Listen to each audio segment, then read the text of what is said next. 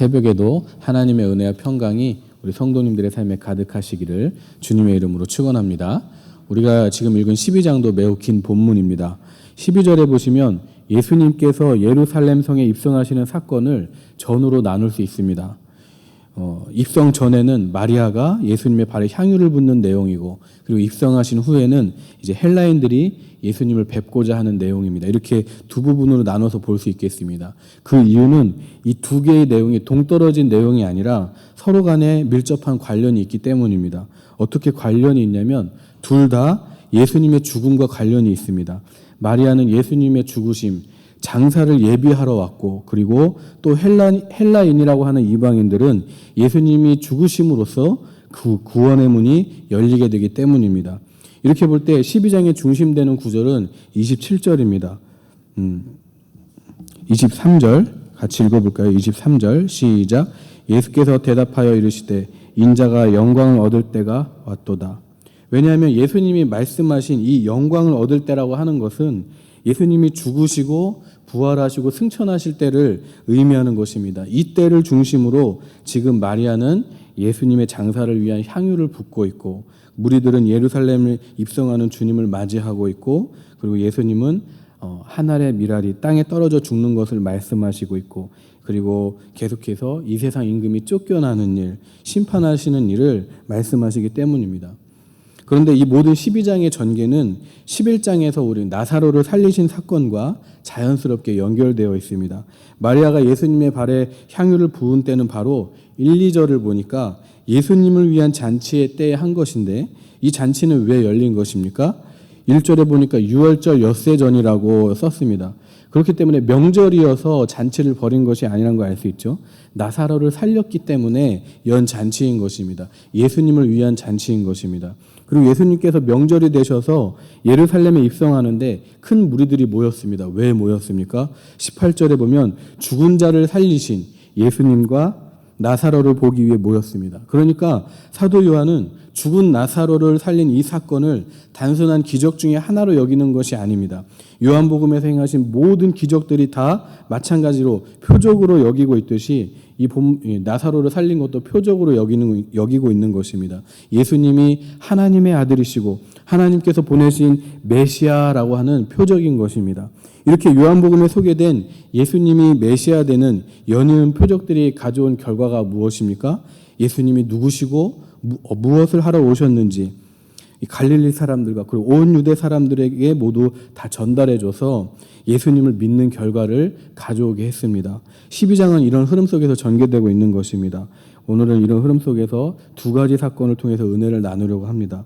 먼저는 나사로를 살려주신 예수님을 위한 잔치 자리에 있었던 우리 마리아의 모습을 보기 원합니다.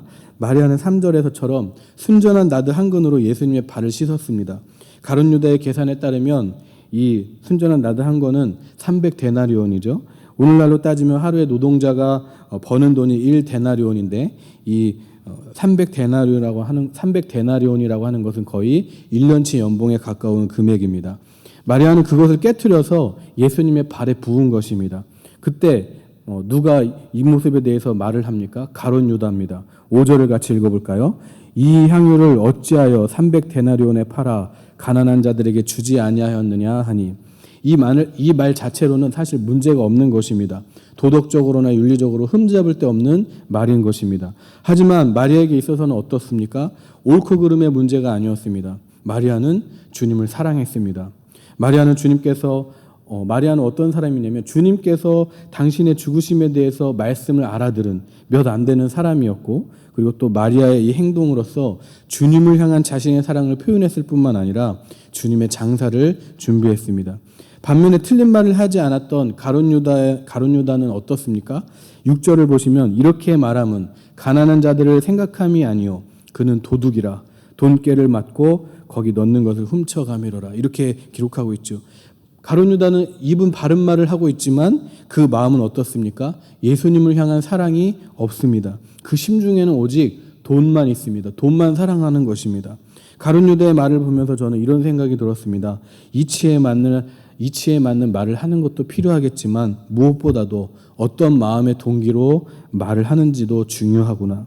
결국 예수님과 사랑의 관계 한가운데 있는 우리 성도들에게 있어서 중요한 것은 무엇이라고 말해주고 있는 것이냐면 하나님의 은혜를 받는 마음, 하나님의 은혜로 채워진 마음, 돈이 아니라 하나님을 사랑하는 마음이 중요하다라는 것을 말씀해주고 계신 것입니다.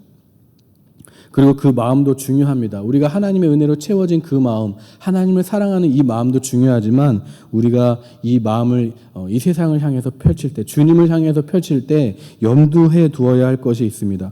그것은 뭐냐면 하나님의 은혜를 받은 마음이라고 해서 하나님을 사랑하는 마음이라고 해서 사람들 모두가 다 인정하지 않는다는 것입니다. 우리는 내가 하나님을 사랑하는 그 동기와 목적이 순수하다면 모든 사람들에게 오해받지 않고 그리고 본이 되고 덕을 끼치고 화평을 이룬다고 이렇게 쉽게 생각하는 경향이 있지만 우리가 마주하는 세상은 어떻습니까? 그렇게 우리의 순수한 동기와 마음을 받아줄 만큼 여유가 없습니다. 단순하지 않습니다.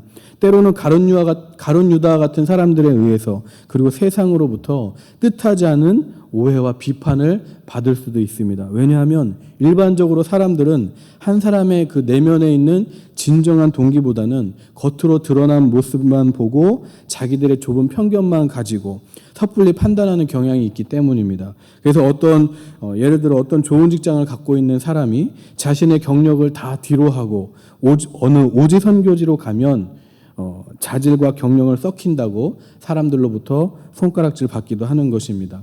하지만 우리는 그럴 때마다 오해와 비판을 당할 때마다 낙심해서는 안 되는 것이죠.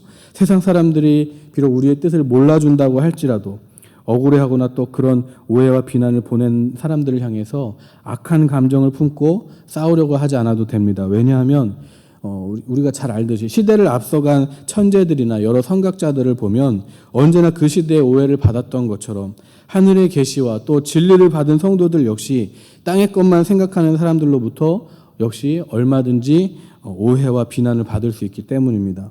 저와 여러분이 가룟 유다처럼 주님의 사랑이 없어서 주님의 사랑이 없이 옳은 말만 하는 사람이 아니라 마리아처럼 그 마음의 중심이 주님을 사랑해서 주님을 사랑하는 것이라면 아까운 것이 없는 사람이 될 수 있기를 소원합니다. 그래서 주님으로부터 인정받고 주님께서 들어 쓰시는 복된 성도님들이 다 되시기를 주님의 이름으로 축원합니다. 두 번째로 살펴보려고 하는 것이 이제 예수님께서 예루살렘 성에 입성하시는 내용입니다. 여기 예수님이 예루살렘 성에 입성하시는데 우리가 한 가지 주목해서 봐야 할 것이 있습니다.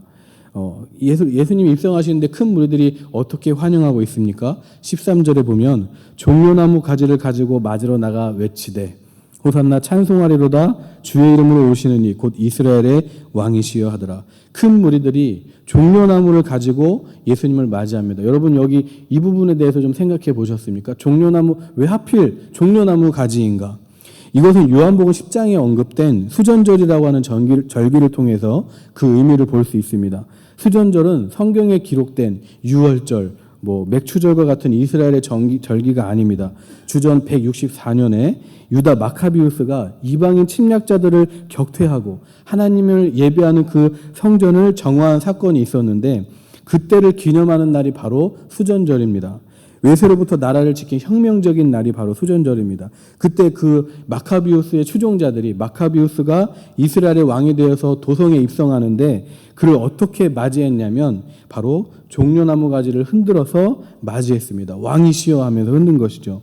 그 모습이 지금 예수님의 추종자들이 지금 재현하고 있는 것입니다. 그러니까 저들이 지금 예수님을 환영하는 것은 바로 그런 의미인 것입니다. 죽은 나사로를 살리신 이가 우리를 로마의 압제로부터 정치적으로 해방시켜 주실 왕이시다라고 인정하는 태도인 것입니다. 하지만 결과적으로 봤을 때 우리는 예수님께서 정치적으로 저들을 해방시켜 주러 온 메시아가 아님을 알 수 있죠. 예수님은 어떤 메시아입니까? 47절의 말씀을 읽겠습니다. 사람이 내 말을 듣고 지키지 아니할지라도 내가 그를 심판하지 아니하노라. 내가 온 것은 세상을 심판하려 함이 아니요 세상을 구원하려 함이로라. 주님은 세상을 심판하러 오신 분이 아닙니다. 세상을 심판하러 오신 정치적인 메시아가 아닙니다. 어떤 분이십니까? 구원하러 오신 메시아입니다. 정치적 힘을 과시하고 섬김을 받으러 오신 메시아가 아니라 오히려 겸손함의 겸손함으로 구원하러 오시고 섬기러 오신 메시아입니다. 너희를 구원하기 위해서 내가 왔다. 너희 죄인들의 담당해야 할 그 죽음을 내가 대신 죽기 위해서 왔다. 그것을 모든 이들이 보도록 증명하시면서 예루살렘 성에 입성하셨습니다. 어떻게요? 14절에 보니까 예수님이 한 어린 나귀를 보고 타셨죠. 그 어린 나귀를 타고 예루살렘 성에 입성하셨습니다. 여기서 나귀는 출애굽기 13장 13절에 의하면 부정한 동물입니다. 그래서 나귀를 살려두려면 어린 양으로 대속해야 됩니다. 어린 양이 대신 죽어야 되는 것입니다. 그렇다면 예수님께서 어린 나귀를 타고 입성하셨다는 것은 부정한 어린 나귀 같은 죄 많은 우리 대신 죽으시기 위해서 예수님이 오셨다는 뜻입니다.